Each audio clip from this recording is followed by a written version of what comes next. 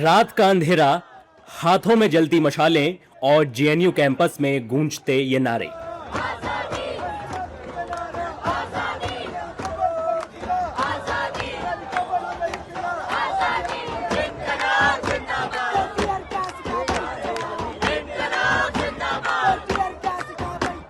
Paper leak पर दिल्ली के जंतर मंतर समेत पूरे देश में मचे बवाल के बाद शनिवार को केंद्रीय शिक्षा मंत्री धर्मेंद्र प्रधान ने इस्तीफा दे दिया, लेकिन विवाद अभी थमा नहीं है। प्रधान के इस्तीफे के बाद जेएनयू-एसयू ने बीती रात कैंपस में विजय मशाल जुलूस निकाला।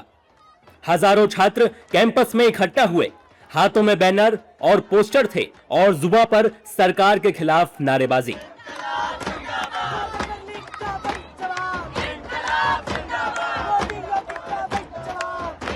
प्रदर्शन के दौरान सिर्फ पेपर लीक का मुद्दा नहीं उठा, नारे लगे, बीजेपी से आजादी, आरएसएस से आजादी, दिल्ली पुलिस से आजादी।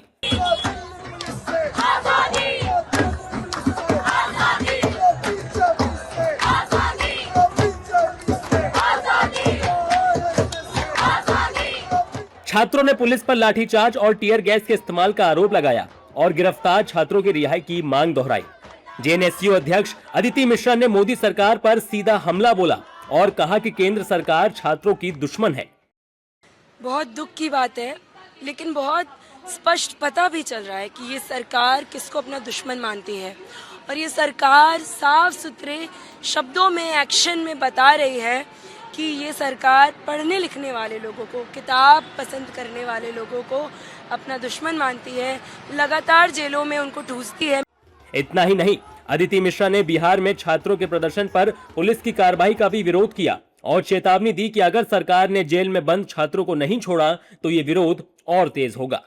बिहार में जो प्रोटेस्ट चला उसका वीडियो सबने देखा, पूरी देश ने देखा है। किस चीज का मर्डर हुआ है? आरएसएस की तानाशाही का मर्डर हुआ है शायद, इसलिए उनको जेल में डाल के रखा है।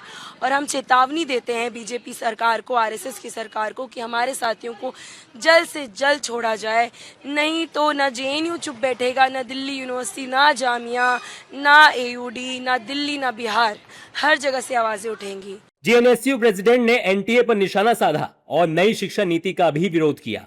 एनटीए के खिलाफ, एनटीए जो है वो जड़ है पूरा निजीकरण का। एनटीए को जाना है, नीट को जाना है, उसके साथ साथ नई शिक्षा नीति को जाना है, उसके साथ साथ विकसित भारत शिक्षण अधिष्ठान जो ये लाने वाले हैं उसको भी इन्हें वापस लेना पड़ेगा। हम अपने शिक्षा के साथ खिलवाड़ अब बर्दाश्त नहीं करेंगे। यही इतनी सी ही बात है, बहुत कॉम्प्लिकेटेड बात नहीं है। शिक्षा सस्ती हो, शिक्षा सबके लिए हो, इतनी सी हमारी मांग है, कोई बड़ी मांग नहीं है। उधर प्रधानमंत्री मोदी और बीजेपी सरकार का कहना है कि पेपर लीक के दोषियों पर कड़ी कार्रवाई होगी। सरकार पहले ही सख्त कानून, fast track court, task force और छात्रों के हित में हर जरूरी कदम उठाने की बात कह रही है। बावजूद इसके ऐसे में इन सरकार विरोधी नारों को देखकर सवाल उठना लाजमी है, क्या अब आंदोलन सिर्फ पेपर लीक तक सीमित है या फिर इसका दायरा राजनीतिक विरोध तक पहुंच चुका है? पेपर लीक के खिलाफ आवाज उठाना लोकतांत्रिक अधिकार है, लेकिन जब सरकार कार्रवाई का भरोसा दे रही है, कानून सख्त बनाने की बात कही जा रही है, तो क्या आजादी आजादी और बीजेपी से आजादी जैसे नारे उसी मुद्दे की लड़ाई है या आंदोलन अब एक नए राजनीतिक एजेंडे की तरफ बढ़ चुका है? क्या जेएनयू में उठी ये आवाज छात्रों के भविष्य की लड़ाई है या फिर एक बार फिर कैंपस वैचारिक टकराव का अखाड़ा बनता दिख रहा है?